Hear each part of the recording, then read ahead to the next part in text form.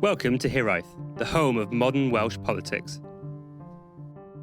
Hiraeth is back after a short hiatus, and well, what have we missed? Nothing too big, of course, only the election of a new Plaid Cymru leader, the resignation of a former Prime Minister from Parliament, a suite of UK parliamentary by-elections, a controversial decision by the National Eisteddfod, and perhaps a little bit more. Joining me to discuss this and the heartbreak of being a Wales football fan is Richard Martin. Hello, Richard. Hello, Matthew. And Kerry Davis. Hello, Kerry. Evening, gents.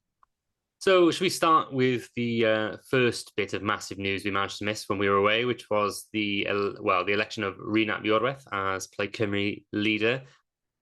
And obviously, I think we have to, as is only fair, when we get things right and when we get things wrong, to talk about it. And obviously, me and Richard got horrendously wrong, and Kerry was incredibly correct and actually predicted that Rhun would be leader. So well done, Kerry. You can pat yourself on the back. I will do. It's weird to get a political insight correct, so I'll take that one. But we'll go with Rich. Rich, what was your assessment of Rhun's election, and what do you think will happen now? Oh, sorry, Matt. I was just finishing that slice of humble pie that I was enjoying for a second there. One of the great things about doing this podcast over the last few years has been that when one is wrong, our wonderful listeners and good friends in the Welsh political scene will very happily tell you that over direct message or WhatsApp upon release of the podcast. And I think it's fair to say that my phone was alight with messages telling me quite how wrong I was within 24 hours of the last pod being published. I think you look at what Plaid Cymru have done.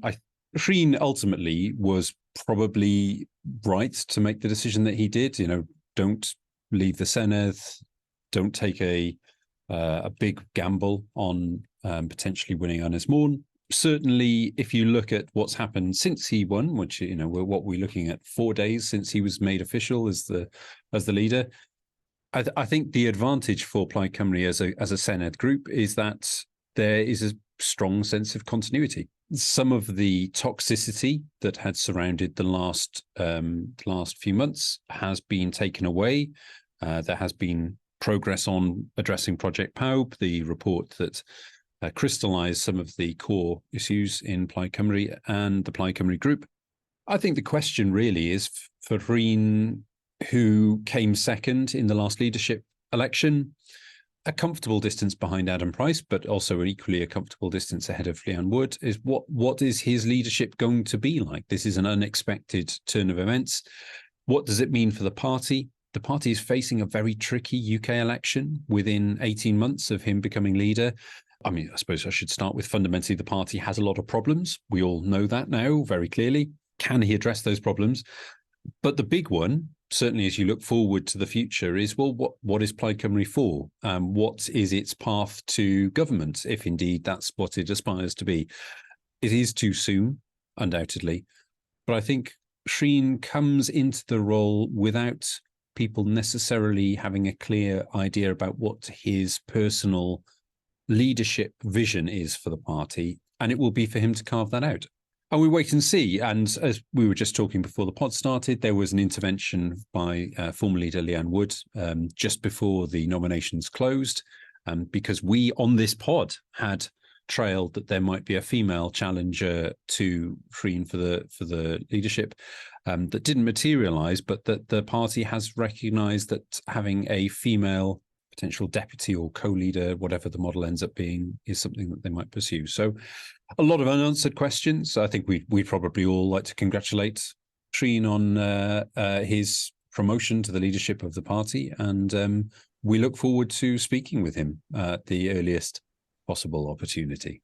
How about yourselves? I've done some work with Rhun earlier this year, and it does give you a different perspective when you meet people, the people we're talking about in the pod regularly. It was the first time I'd met Rhun in person, and I was impressed. And I can see that he's got those qualities you want, or someone I'd want as that leadership figure at the head of a party. So I'm going to be intrigued where he takes it. I think it's into the bigger picture of, you've just talked through, Rich, where our Plaid at the moment. Rhun has come in an awkward time. There's no getting away with it. It's a rebuild the culture within the party. Is that something Reen's going to lead on, or will he delegate that to someone else? But it's kind of, I think it's going to have to be that kind of position of really shoring up things, getting the culture back where you want it to be, and then building ahead of the next Senate election. So it's a big ask, but I've got no doubt, having spent some time with Reen, he has got those qualities. I'm not sure how everything else in the party plays out, but it's, the one thing which is interesting is that kind of move to Westminster isn't going to happen now. So it does leave a kind of Reen-sized hole in Anglesey. So I think Plaid have got where they needed to be, but the next steps are going to be really interesting. And as you said, Rich, that hasn't really been laid out in the leadership contest we didn't have. So it'll be interesting. I'm sure what's going on inside the party on the WhatsApp groups Plaid people are part of and things like that. But we'll have to wait and see. But I did watch First Minister's questions today, as I generally do, and I thought it was a safe, assured start, which is what the party want. It's just now, where's the cooperation agreement going to go? Those big ticket items. So it's watch this space kind of position. Matt? Yeah, interesting that you picked up on the lack of contest. I think that the lack of contest is good in some ways for Plaid Cymru, in that it provides a sense of stability. You don't have to have in the news every day that they had this big report that exposed massive problems within the structures of the party, but also at the same time, you don't get the ability for Plaid Cymru candidates to set out their stall about what they would do to the party itself, but also what they would do to Wales if they were ever elected. And we're between 12 and 18 months away from a general election, probably. So for small parties like Plaid Cymru, especially parties in Wales, where we don't have, apart from our present selves, of course, and a few other wonderful others, we don't have the best media coverage of our politics. So it is very difficult for parties like Plaid to get a big national platform, something that a leadership election probably would have done. And we talk about that Reen-sized hole in Ynys. It's now much more difficult, probably, for Plaid Cymru to take that seat off the Conservatives. Also, in seats like Carmarthen, the new Carmarthenshire seat, that's probably going to be a very defensive election for Plaid Cymru in the next general election. And these are the sort of things that big media campaigns can really help with. They can start, they can put your candidates give them national profile, allow them to cut through in a way they probably wouldn't do with the general sort of day-to-day Welsh media. And so for that reason, not that reason alone, but for that reason, I think it's a negative for Plaid Cymru that they didn't have a contest, I think, because it would have done both those things. It would have allowed them to set out their stall and potentially work out what the party really wanted to do, work out some spaces in sort of Welsh government policy where they can improve perhaps when it comes to the next election, but also just in sheer column inches or clicks and views online, you kind of need that attention, and now they don't have it.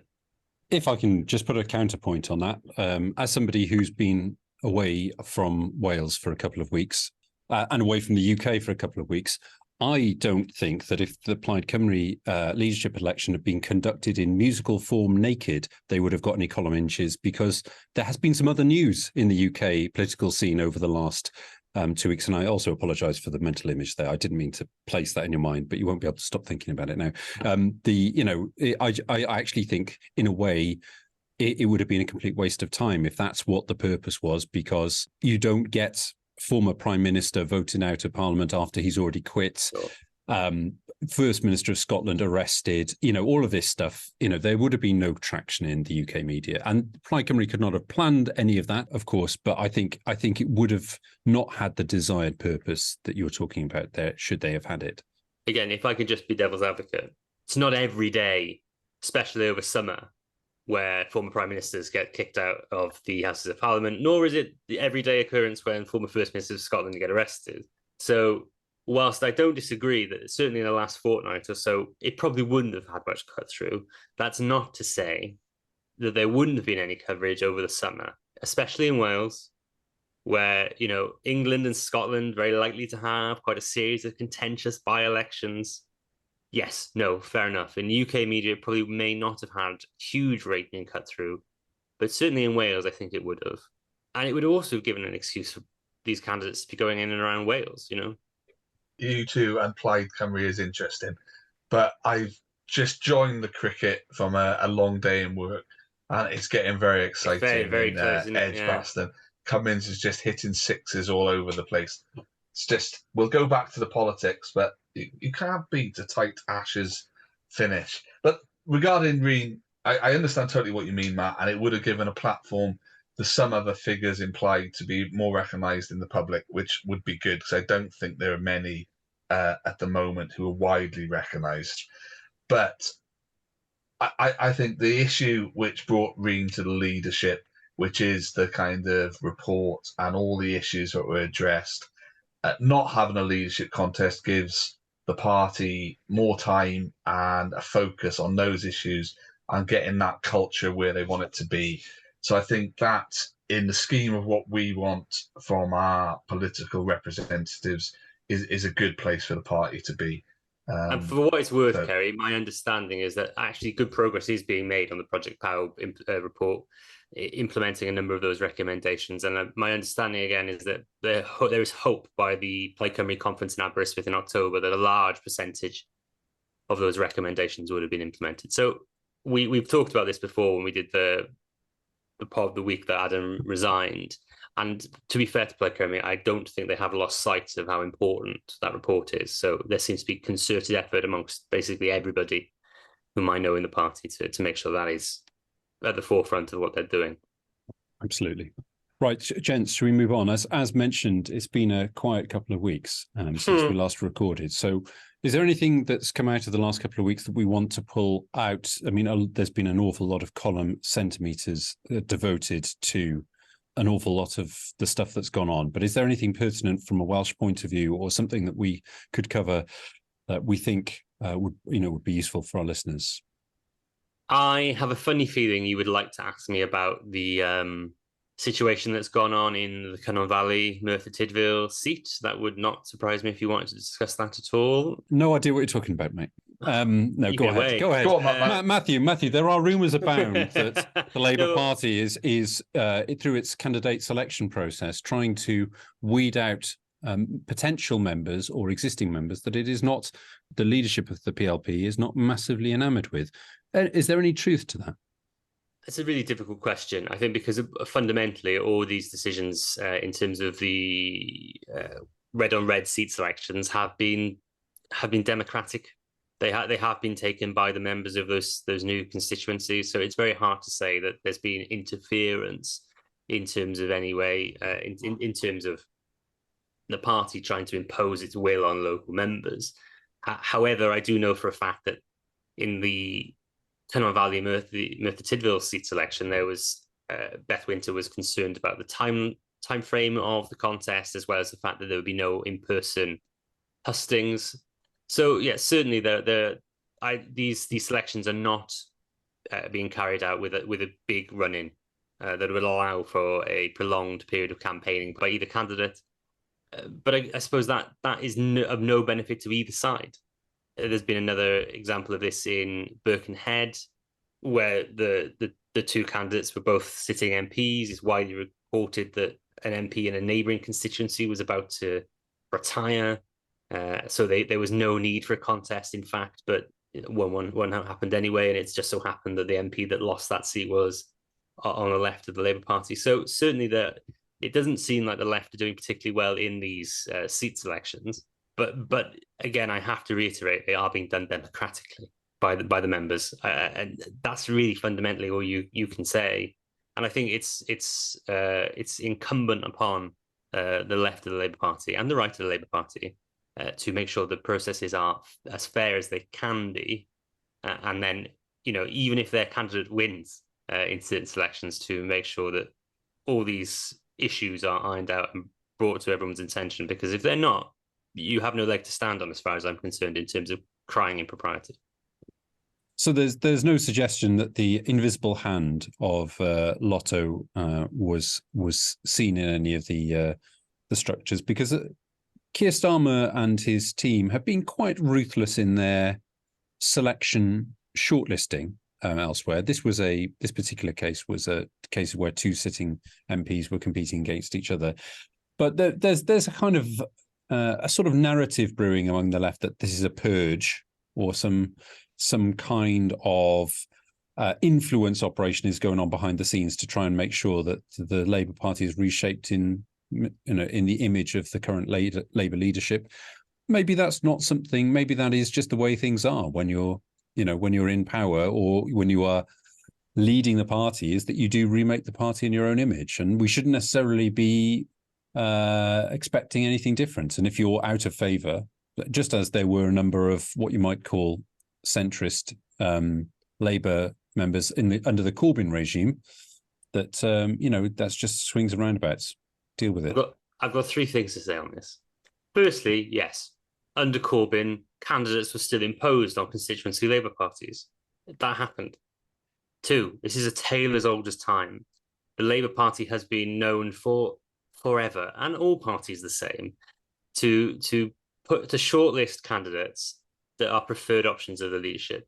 Historically, this has been the case.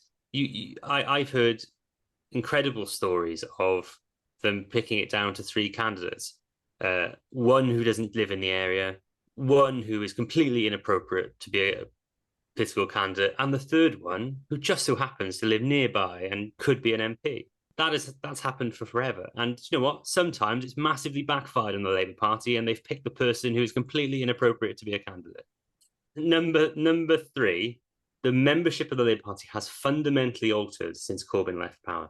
There are fewer members of the left. There are fewer members, full stop, of the Labour Party. And I would assume that the majority of those who left have come from the left of the party. So there are fewer members to back left candidates in seats elections. And that's what it fundamentally boils down to. How about this then? I'm reluctant to get involved in this because my social media is just full of Labour infighting and sniping. And what about anything going on in Welsh Labour? How might we see any of this kind of preferred candidate approach, although done very democratically and by the book? How might that rear its head in any kind of future Welsh context? So I think friend of the pod, Richard Wynne-Jones, said something on Sunday Supplement in the last week about would Mark Drakeford be selected in the current climate? What I don't want to put you on the spot because these are difficult things to talk about for Labour side of things, but how do you see that? Is that a fair call? And do you see an influence on Mark Drakeford's successor? So again, I think thanks for this, Kerry. Love these easy questions. I think it's really important to create a distinction here. So the thing that the UK Labour Party has authority over in Wales is the selection of MPs in Wales. They control the rules relating to selection in Wales.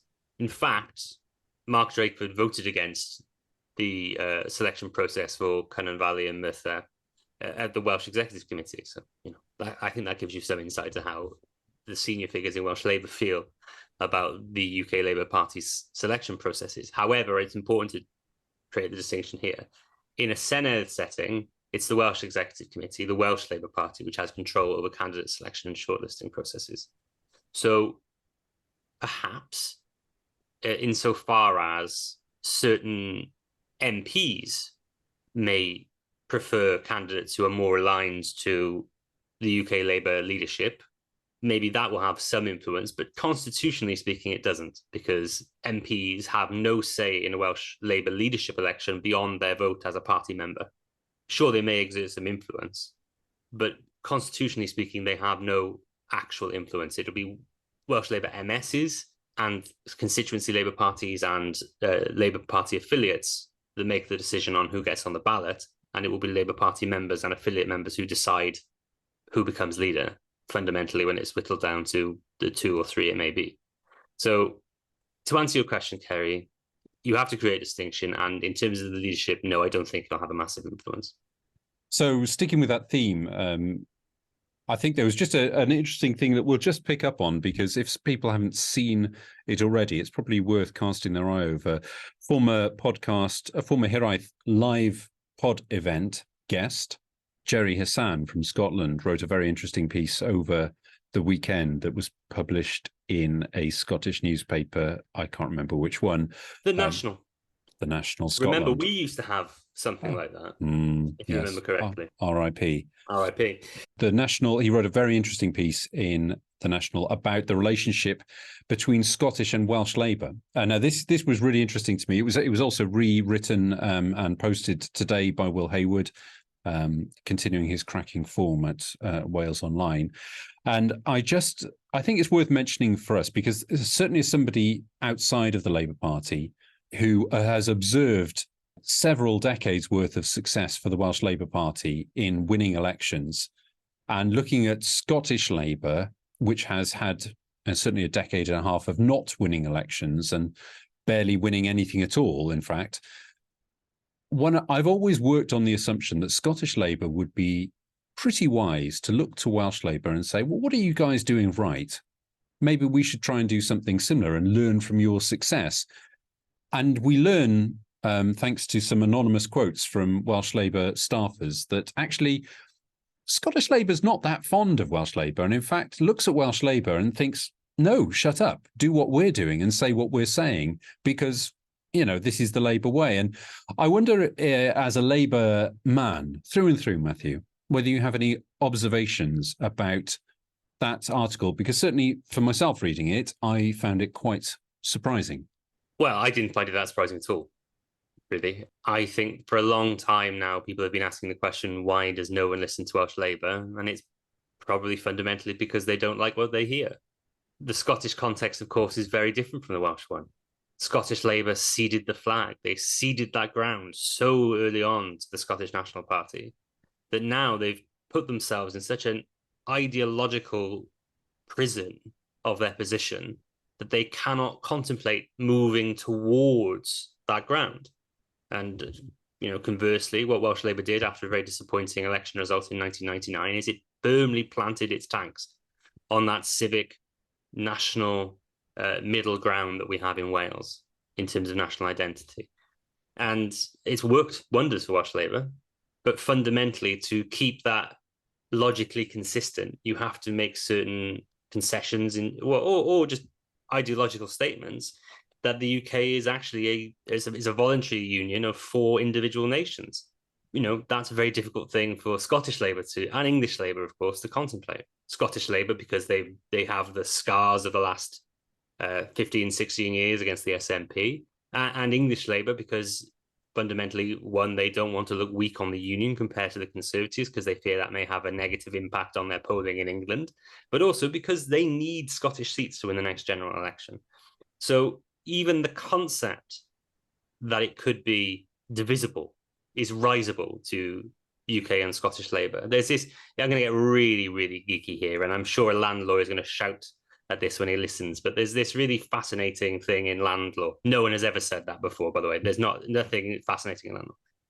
But there's this idea of joint tenants and tenancy in common, right?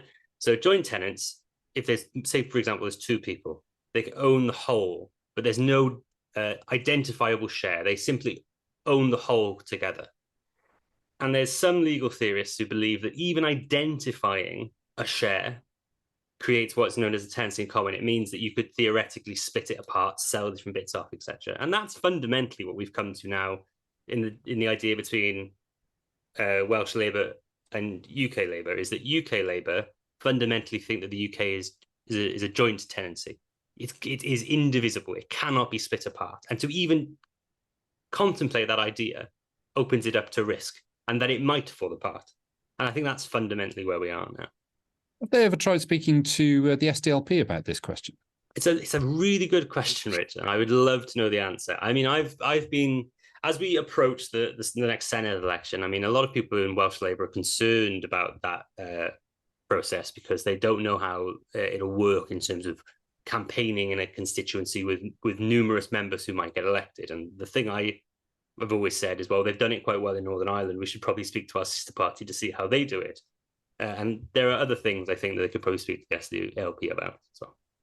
Yeah, I mean, that is the, again, speaking as someone, as an observer of the UK Labour Party, it never ceases to amaze me how little people know about the UK Labour Party and its relationship with Northern Ireland with the SDLP, and how I remember infamously now Patrick Maguire, the former Times Red Box writer. I can't remember where he is now. Is he still at Times Red Box? But former New Statesman now at the Times. Complaining that Keir Starmer didn't have any representatives from Northern Irish Labour in his shadow cabinet or shadow front bench team, and it is just baffling to me. It absolutely baffles me, this kind of weird psychosis. But it does feel to me, and I don't want to dwell on this because although it might be Eisteddfod fodder for our listeners, and it is very much firmly up our geeky constitutional street, I do wonder what you think the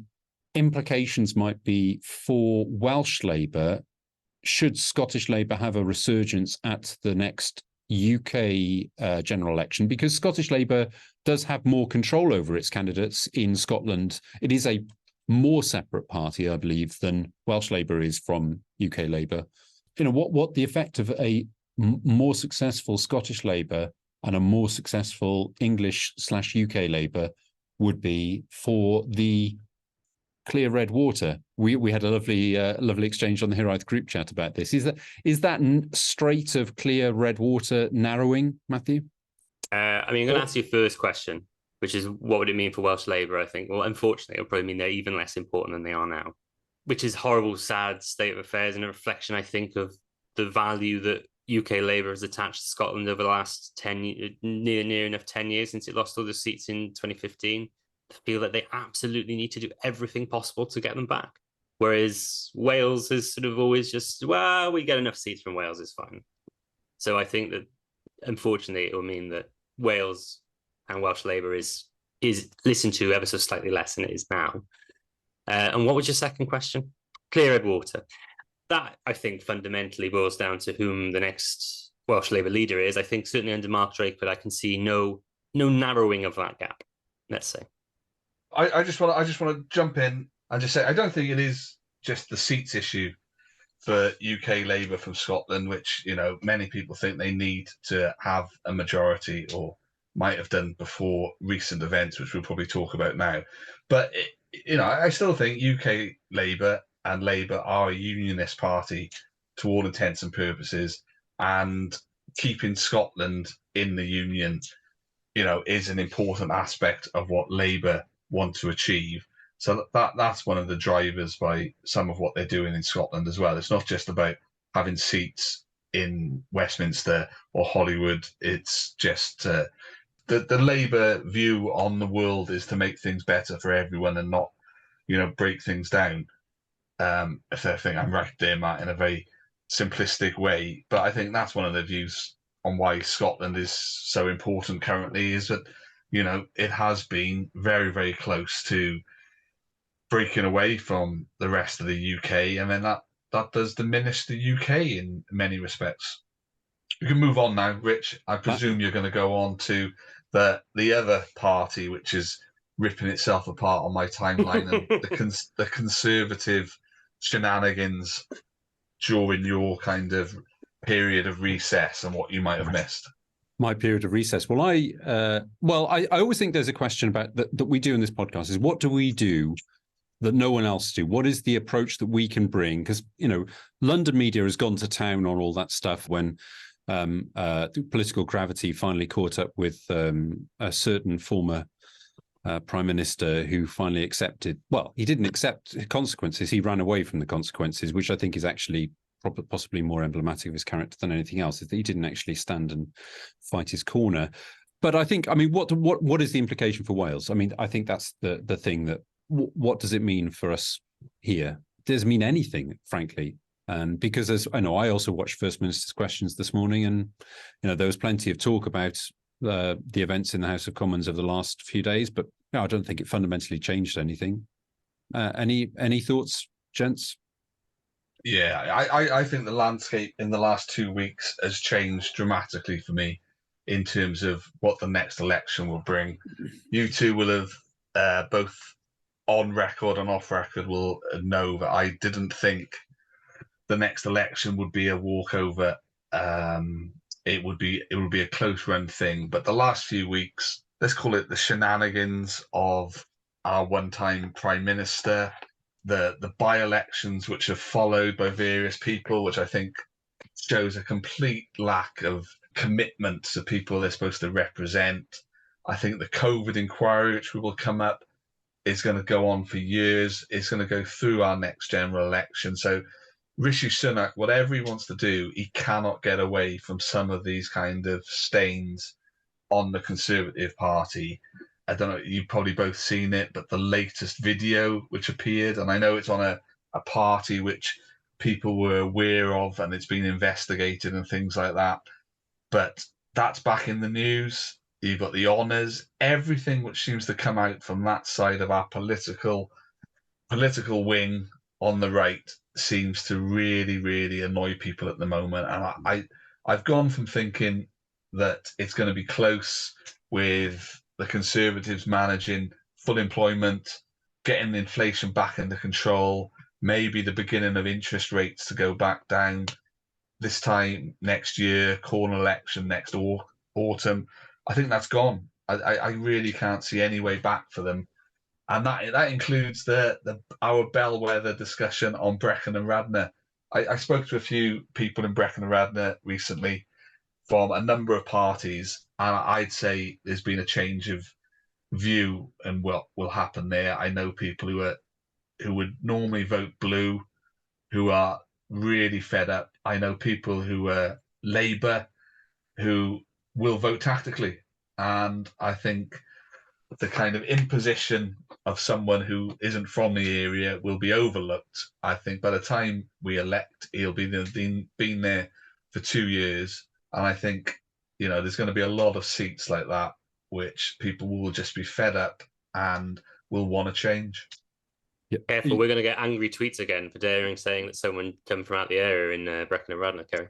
Well, it's quite funny. I had a lovely little chat with some Lib Dems yesterday. I shouldn't troll, but I was fishing. But I think they put the Lib Dems have gone really popular on my timeline. But in one of the by-elections, I think it might have been Frome and Somerset or something like that, they put out a really nice tweet about picking a locally born and bred and still lives locally candidate. So I questioned that a little bit, and I had a few bites, which amused me no end. Well, I myself inadvertently offended a whole bunch of Welsh Lib Democrat candidates after our last episode by referring to this same question. But actually, on our show notes, and we've sort of covered it, so we don't have to go into it. But I do actually have a point on there which says, "Are we underpricing the Lib Dems?" I didn't realise we were going to cover this right now, but actually, I've been following the Welsh Liberal Democrat online presence a little bit since I've been back, and I have to say, I think is it David Chadwick, the candidates that we talked about previously in BNR.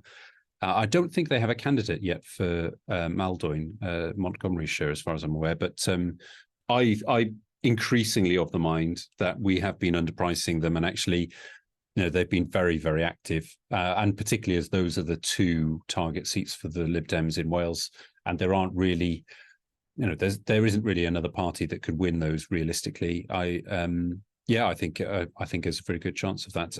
I just wanted to pick up on something you said there, Kerry. Again, something else that happened while I was away, which was the start of the UK COVID inquiry.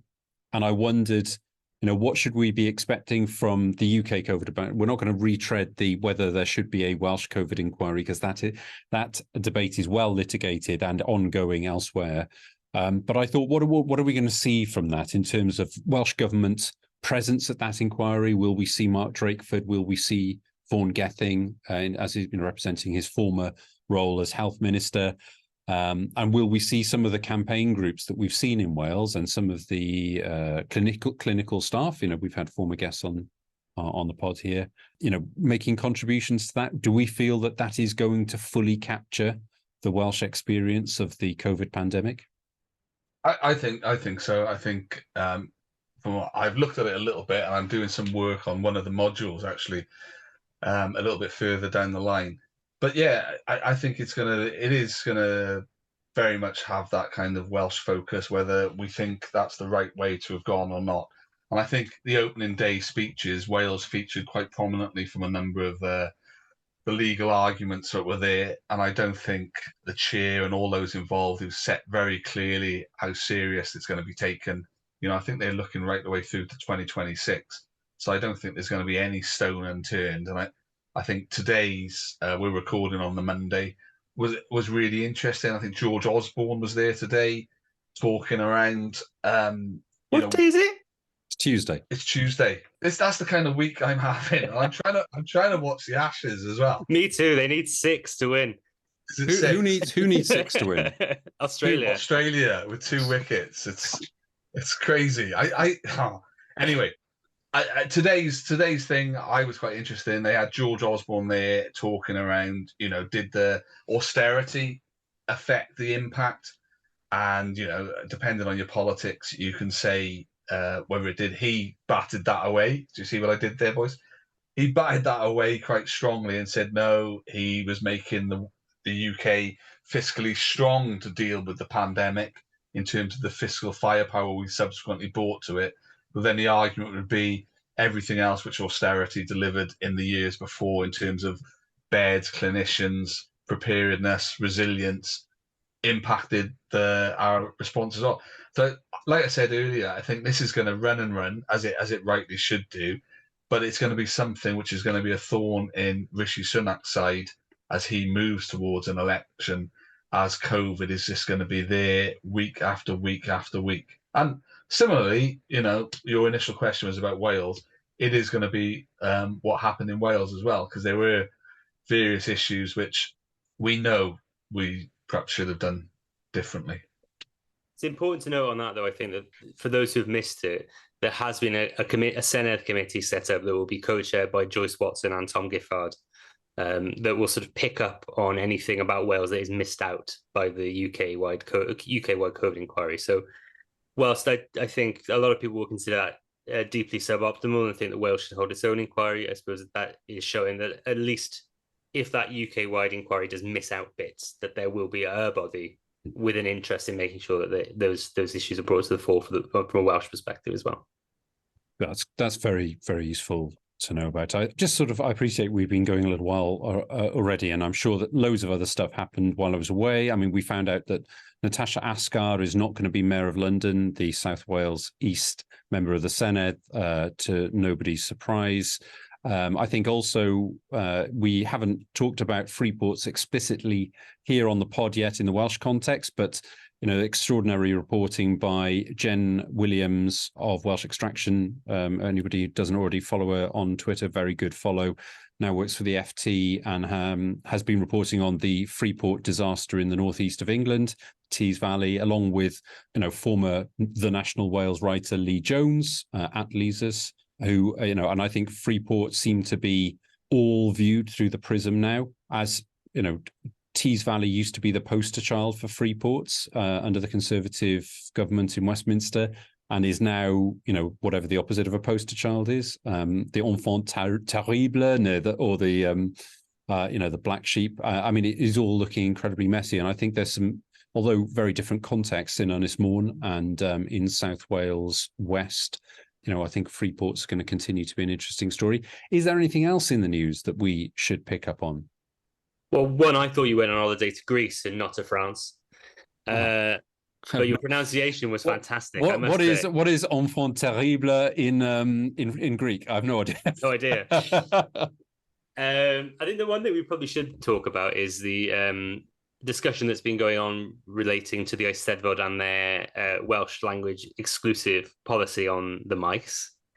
For those of you who hadn't heard about this, the rapper Sage Todds, who'd been invited to perform at the Eisteddfod, but was told that he was not able to because his songs were there wasn't enough English, it wasn't enough Welsh in them, because he performs bilingually. And he, I think, probably rightfully said that his songs are finished products and he wasn't going to change them. And then in the last couple of days, we've also seen Izzy Rabi and Edith Crawford pull out for very similar reasons. And there was a huge online furor, as there always is with things like this, about essentially whether the Eisteddfod were in the right to do this. Essentially, the Welsh, the Eisteddfod said that they weren't going to change their mind. They have a very strict policy of it being a Welsh language only festival. It's one of the only Welsh language only spaces that remains, especially certainly in terms of cultural festivals like that. So, yeah, I think that's certainly been in the news and probably worth a bit of a discussion, Rich. What's your gut thought on the idea of the Eisteddfod remaining a Welsh-only festival? Someone who has absolutely no background reading on this particular subject, I feel like this is a huge potential for me to again put my head on the block or say something particularly unwise. You can pass. What I would say is that in Wales there should be enough room and enough opportunity for both Welsh language and bilingual and multilingual and English only language festivals, and that I think the tensions that appear to be arising from this particular disagreement, I think are arising of the fact out of the fact is that fundamentally we in Wales don't have enough of our own spaces to do things that represent modern Wales in all its different facets. And actually what we probably need to do is find a way to expand the overall breadth of opportunities for performers to perform in whatever language they want, and to get in front of audiences and to encourage audiences to participate and enjoy music of all languages. Now, I think that's probably the most coherent, sensible comment I can make, given that I have no idea what actually the mechanics of this particular debate are, I'm afraid. Gary? It's one I wouldn't want to get involved. It's not a kind of cultural area I'm familiar with, although my youngest was on one of the stages this year. Very proud dad to have her singing in her school choir.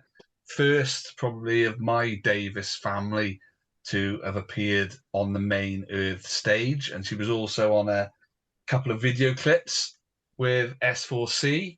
So it's my daughter's generation who will be making these kind of decisions on what modern Wales, what modern Welsh language is for them. I'm still a learner. I've got GCSE Welsh and I've got an inordinate amount of in-work training, but I'm still not confident speaking Welsh. So, for me to comment on what the Eisteddfod organisers and performers think is appropriate, I just don't feel in a position to do that. But modern Wales is a bilingual nation, and that has to be one of the ways we look at these things, I think.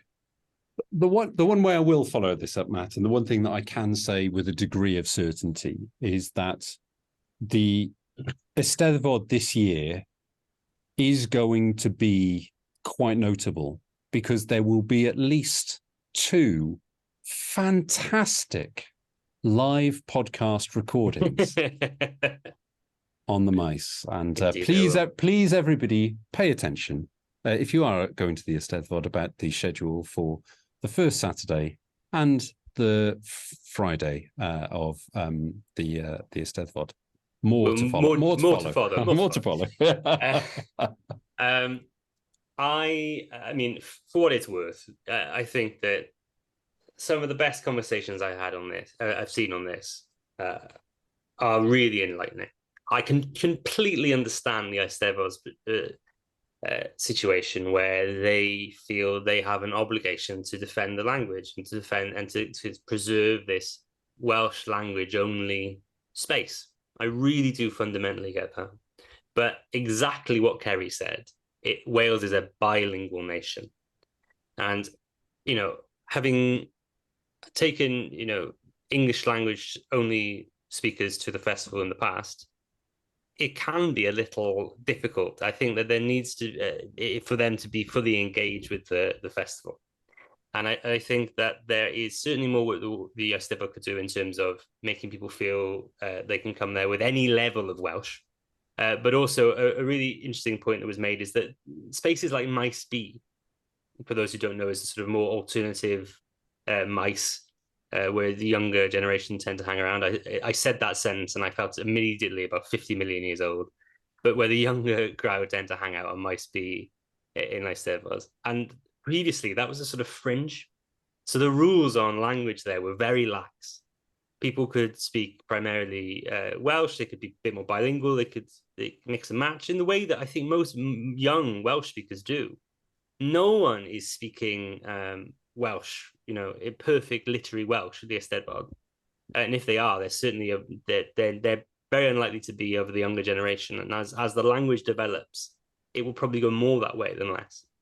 So, I mean, a really interesting discussion that I saw was about whether there is any space for a new fringe to the Eisteddfod where people can still feel part of the overall festival, but whether the rules are slightly less strict, so that people with varying degrees of Welsh skill and comprehension and confidence, where they can maybe get involved with the festival as well. So I think that's the sort of compromise. I think I understand why the maes has to be a Welsh-only space. Absolutely fine, no query with that at all. But maybe there's something that the Eisteddfod could do to make sure there is that space for more bilingual performance. Now, if I had more energy right now, this is where I would make my case for S4C to launch an English language or bilingual channel alongside. We've done that a lot, haven't we? Yeah, absolutely. So, but I'm not going to do that. I think I'm going to try and gently move us towards the closing part of this podcast. And I believe that there is another issue, a burning issue that you guys have popped in the outline that that you'd like to discuss. Well, obviously we, as Welsh football fans, have suffered a little bit in the last couple of days. Obviously, Rich, you were not able to watch the game live on Friday, but I think me and Kerry moaning away in the Hiraeth group chat on Friday, for differing reasons, I'll say, sort of gave you some insight as to what was happening. But what was your overall take on what it can only be regarded as one of the most depressing weekends in Welsh football for about 10 years? Well, I mean, just to give you a bit of context, I was stuck in a multi-hour Brexit-caused emigration queue. This is the thing, is that I was stuck in an airport queuing with I'd probably say about 600 to 700 other UK citizens, most of whom were utterly perplexed about why all of a sudden it was only the people from the UK that had to queue in a separate line for a separate flight and go through an extra layer of passport control. And it definitely wasn't anything to do with Brexit, because Boris is a god. That pretty much sums up most of the conversations that that I had. And to make matters worse, I was missing what I hoped would be a really extraordinary Wales football game. And I think this might be a false memory, but I seem to remember the last moment of 4G connection I had was a glow of joy after Dan James, I think it was, had put us in the lead around 10 minutes. And there was me thinking, oh, right, after all of that pain, I'm going to have a nice couple of hours sleep on the plane, and then I'll arrive back. And then the first notification that I had when the plane touched down and the 4G went back on, Kiefer Moore, red card, swiftly followed by the result. And I only watched the game later in the weekend. But I have to say, having also watched the Turkey game last night, was it last night? Yes, it was last night. Yeah, it has been a bleak weekend. It's been a bleak sporting weekend for Welsh football, and I don't like calling for people to lose their jobs.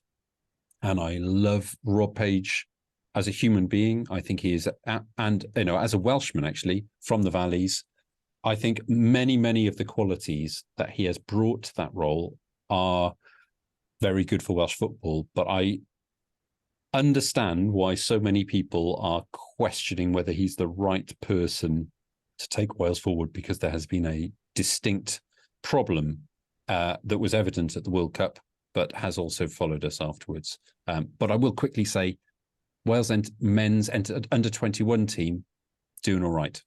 They've just had a great result in Denmark. But doesn't that mean that we should be doing things a bit differently? Because if you, for argument's sake, say that this qualifying campaign is done, although because of how rigged international football is, there's still a very good chance that Wales will get a playoff place because we were in the A groups for the Nations League. Isn't now the time to take the rest of these qualifying games and blood some youngsters, fantastic players like we've got in the under-21s, and get them some international experience? Even the boys who sit on the bench now in the Wales men's national team, you could be playing them more, because as much as I love people like Aaron Ramsey, as you know, as a Welsh Arsenal fan, that man has given me more joy than potentially any footballer in the world. But for me, I just don't see how he currently works in this lineup anymore. And it would be a perfect opportunity now for, and I completely agree with you, Rich. I'm not a person who usually calls for people to lose their jobs, but I just think Rob Page has probably had his time now as Wales manager. But to get someone in who doesn't have necessarily the close bond that Rob Page has with the players, to be a bit more callous, be a bit more cutthroat, and to say to some players, I think you've had your time, and we need to bring some new young players in, because we have got exciting young players like Brennan Johnson, like Ethan Ampadu. But I mean, I think we probably need a new goalkeeper. We probably need a bunch of new centre halves. We need a whole new midfield. And unfortunately, because Wales is not owned by some sort of oil state, and because the rules of international football prohibit it, we can't just go out and buy these players. We've got to bind them and blood them. That we need to take a sort of Toshak style approach, which I know will be deeply, deeply unpopular. And the look you're giving me now tells me how deeply unpopular that will be. But we need to take that kind of approach and to plan for the future. I'm just going to jump in. Australia have just won by 2 wickets. This is one of the most exciting pods we've ever done. Sorry to interrupt your football flow there, Matt. Rich? No, I don't think there's anything that ever justifies a Toshak style approach. I'm just going to put that on record. Having been a photographer pitch side with Dragon Soccer for most of the Toshak reign, it was awful. It was absolutely awful. But it's why we got to where we got to. Well, he didn't sire a Gareth Bale and Aaron Ramsey. You know, they were coming through anyway. The fact that he managed to accelerate it a little bit whilst picking, you know, people talk about the Toshak reign now as if he masterfully guided these young players through, and there was no way they were going to rise to the top. But meanwhile, I mean, I hate to be blunt about it. Meanwhile, he also picked an awful lot of players which have never been heard of again. In fact, some of them didn't even see out their footballing careers because they were really not very good. So he has many qualities, does Tosh, for sure. But his period of Welsh running the Welsh football team, both of them were, for myself, pretty unsatisfactory experiences.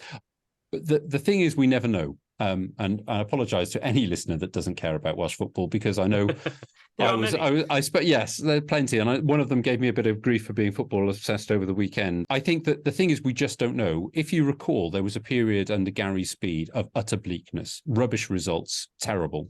There was a period under Chris Coleman's leadership that was the same.